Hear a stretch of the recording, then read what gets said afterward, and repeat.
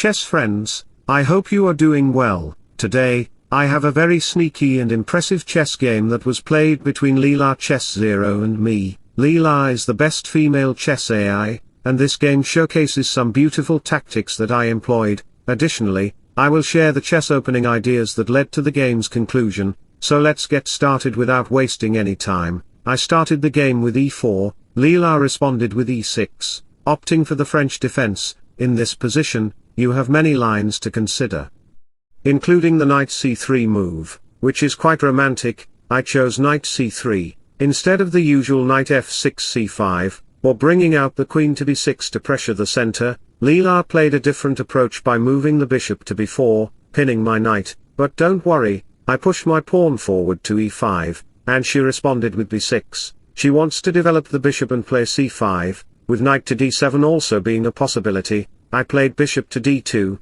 and at this point, many chess players might consider knight c6.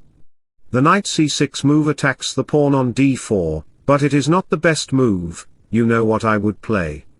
h4, sacrificing the pawn on d4. Some players might think of capturing the pawn, but then I will crush them by playing bishop g5, attacking the queen and knight simultaneously. Even if f6 looks good, after some exchanges, it may seem the bishop is under attack, but it doesn't matter to me because when Stockfish makes a move, the sky makes noise with thunderbolts, and the earth produces fire. I will capture the knight, pinning the f6 pawn that cannot capture the bishop, and also attack your bishop.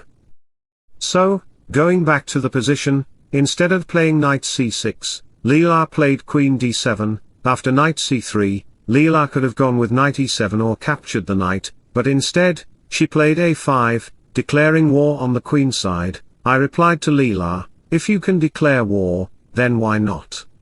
I will go with h4, Leela responded with h5, thinking she could stop my pawn pushing army, but you know what?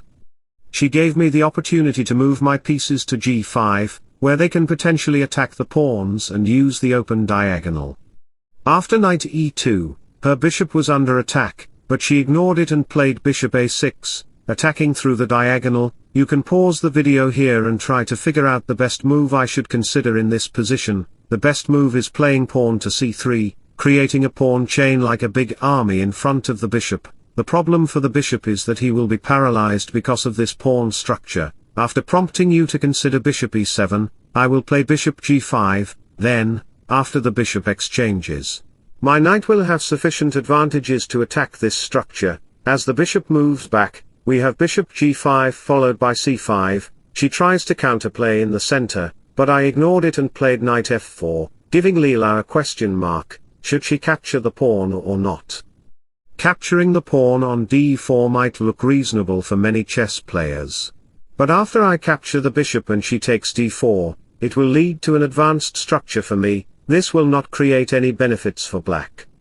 That's why, instead of capturing the pawn, Leela played tactically. She knew she could make a move that would harass my king. She captured the bishop, and after my king captured, you can see that my king lost his ability to castle. After knight and rook to h3, my rook wanted to go to g3 to get the open file, where my knights could create significant pressure on black's king side.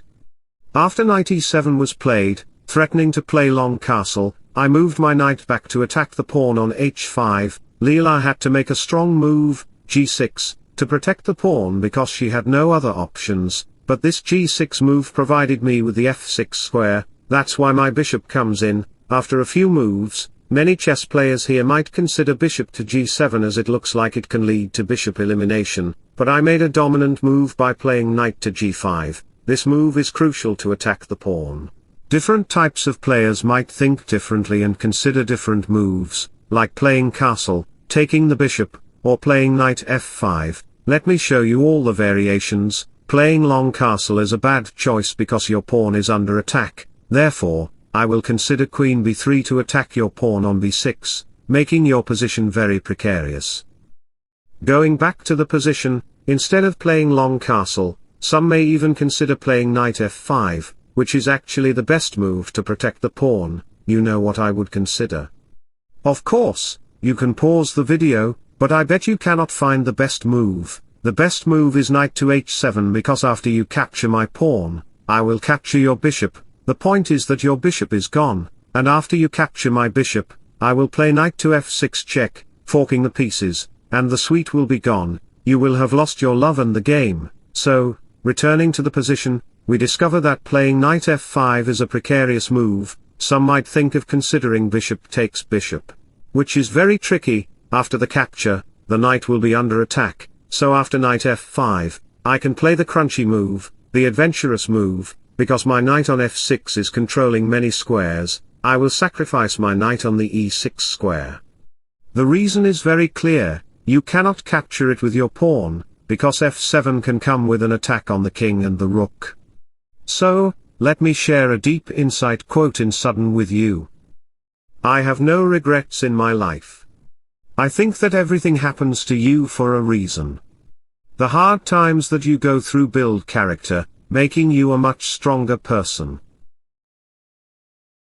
After the capture happens on d4, you will see that the king has literally no squares to go to. If the rook goes to the h8 square, then I will play knight to g7 check. This attacks the knight on f5. Some may consider playing knight takes knight, which is actually a very bad move, because after all, rook comes to g8, attacking the pawn, but it does not matter because I will go for your king. Rook to e3 check, and consequently, knight to h7 will come, followed by knight f6, putting pressure on the black queen. As the queen moves, rook to e8 check will arrive, followed by knight d5 and knight f6. The king dances in the club, and d5 will follow to attack the knight again. To safeguard the knight, no matter where the knight goes, d6 will come accordingly.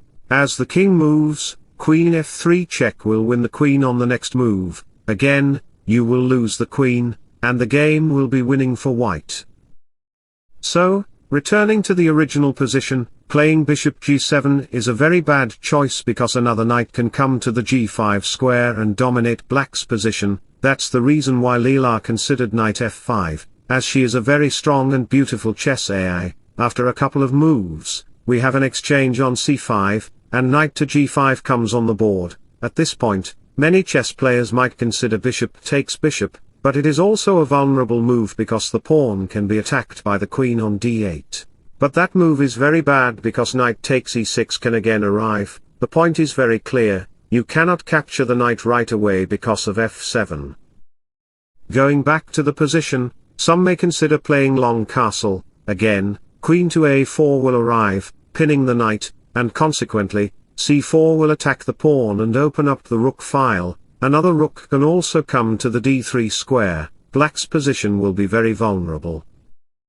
Going back to the position, we discovered that playing bishop takes bishop is a very bad choice. That's the reason why we played queen to c7, a very good move considered by LeelaZero. Here, you can pause the video and try to figure out the best move that I played in the game. 1, 2, 3 and go. The brilliant move that you might not even imagine. Even grandmasters need 69 minutes to find that move. The move is knight takes d5. What a brilliant sacrifice it is. It attacks the queen.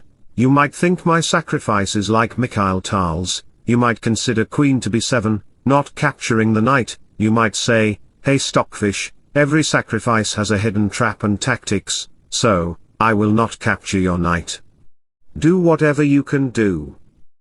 I will capture your bishop first, and after the exchange, I will play queen to a4. After the queen exchanges occur, my rook will go to the d1 square. Now look, calculate this position. Your king is vulnerable due to the bishop and rook attack. My rook can also join the d3 square, making the position very difficult to defend. The position will be over for you because the rook on g8 will be very passive. No one cares about the rook. The rook was adopted by black, maybe. So, going back to the position, you cannot make any queen moves. You have to accept my knight sacrifice. You have no other choice. After that, I will capture the pawn back. Many chess players again think of considering bishop takes bishop as it looks like a good move, but it's not because the e-file will be wide open. After the queen comes and queen to e4 check arrives on the board, your king is under attack. Playing king to f8 will lead to checkmate after I play knight h7, so, in this position, the king has to go to the d8 square, then my rook will come to the d3 square, attacking along with this file, as the knight blocks it, I will capture the knight. When you capture with your queen, I will play knight takes f7, checking the king, and your queen will be under attack at the same time. You will lose the game because you lost your queen. In every chess variation, I show you how to win your opponent's queen by making brilliant tactics. If you have noticed that, you will be intelligent enough to make chess calculations in your games. You need to understand the chess tactics, how I employ them, and how opponents try to defend them. Additionally, the chess PGN is under the video description. You can analyze it for your benefit. Going back to the position, we discovered that bishop capturing a bishop is a very bad choice because the e-file will be open. That's the reason why we played rook to f8 to protect the pawn from being attacked by the knight and queen. I played knight to h7, a very crunchy move to attack the rook. This is a sneaky move, and LeelaZero might consider rook to g8, then, you know what I would consider in this position. Try to think a little bit and think like Stockfish. What should you play? Do not think like a beginner who sacrifices the queen or king like a 200 yellow player. The best move is pawn to e6, what a spectacular move it is. The point is that it attacks the e6 square, and after the capture, the rook is under attack and cannot go anywhere except one square. Then I will easily capture the rook, winning it for a minor piece, and your king's position is very burdened. So, let me provide you a beautiful quote about life. Life is not about waiting for the storms to pass, it's about learning how to dance in the rain. So, going back to the position, we discovered that Leela cannot protect the rook. She knows it very well because she is my subscriber. If you haven't subscribed to my channel, then what are you doing?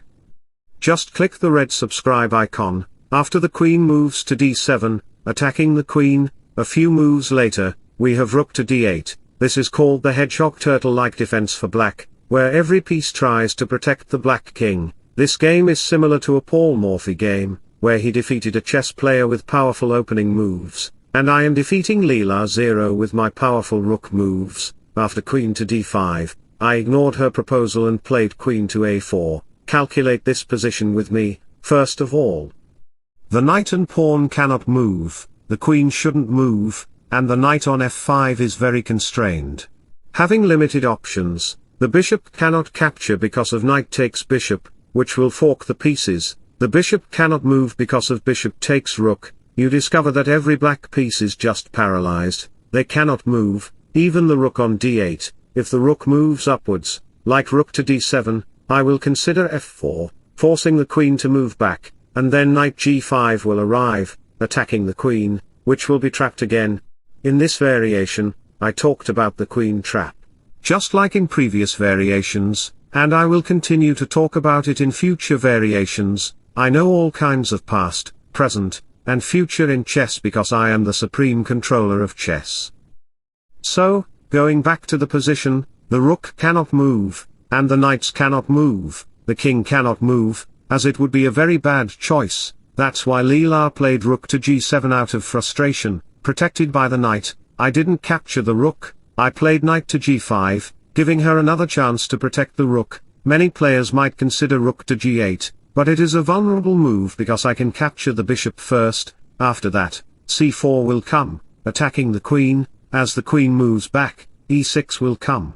And my knight and rook will create much pressure on black's position. After the pawn capture on e6, I will capture it back with my rook. As the king moves back, I will capture the knight. This is my positional idea. After the exchanges, I will have an open file, and your two pawns will be captured by my rook soon, leading to a win. So, going back to the position, we discovered that any rook move is not possible. After the king moves to f8, not capturing the bishops, we have c4, followed by a queen move, and e6 comes on the board, a very great move, attacking the pawn. The queen moves back, and I capture the bishop. Consequently, e takes f7 threatens rook e6 check, which will lose the game. That's why Leela captures the pawn, and I capture the pawn again, creating an outside passed pawn. A few moves later, we have rook exchanges. We are just doing chess dances. Rook to f4 comes on the board to exchange rooks, which happened in the game. In the end, she has two knights riding in the Atlantic, and I have a rook riding in the Pacific Ocean. A few moves later, my rook comes in, and my queen goes to g8, she tries to give some checks with her queen, but it is completely losing for her because she cannot defeat the god of chess. Queen to c6 comes on the board, capturing the pawn on a4 might look desirable, but it is a very bad move because after a queen check on h8, and the king moves, I will capture the knight, sacrificing the queen, but you cannot capture my queen back because your own knight is pinned, so, going back to the position, we discovered that the pawn cannot be captured, after the queen move and the queen check happens. I am pushing the pawn on a5, a few moves later, my queen goes to g2, paralyzing the black king, threatening queen h3, which is what I played in the game. I played f4, delivering the final blow, I win your queen, and at the same time, I promote my pawn to a new queen. In the end, I checkmate with my queen. That was a very nasty and romantic chess game at the same time. I hope you enjoyed the game very much. If so, don't forget to like and subscribe to my channel. Bye bye, take care, see you soon.